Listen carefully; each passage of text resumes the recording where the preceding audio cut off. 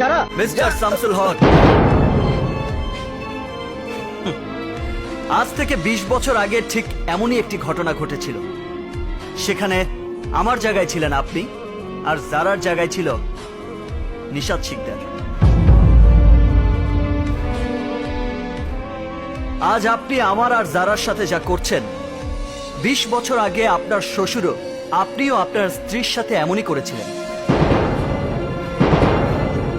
আজ আপনি আমাদের সাথে যা করছেন তা যদি ঠিক হয়ে থাকে, তাহলে সেদিন আপনার শ্বশুরও ঠিক কাজটি করেছিলেন।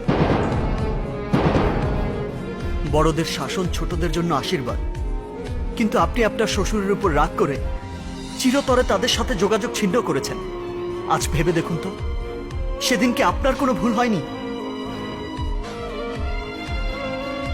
একবার ভেবে দেখুন তো, সেদিন ওনার উপর অভিমান না করে যদি তার পায়ে ধরে ক্ষমা চাইতেন, উনি কি আপনাদের ক্ষমা করে দিতেন না?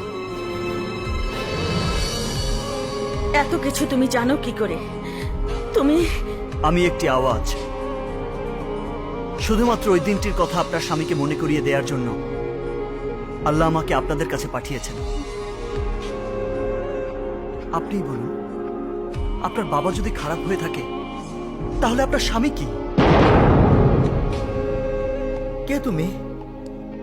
আমি কোনো গরিব লজিং মাস্টার নই, আর কোনো ক্রাইম করেও বাংলাদেশ থেকে এখানে আসিনি। আমি সামার শিকদারের নাতি। আমার বাবা রফিকুল শিকদার, মা শাহানা শিকদার। তুই রফিক ভাই ছেলে? কত বড় হয়ে গেছিস রে! এতদিন এসব কথা বলিসনি কেন?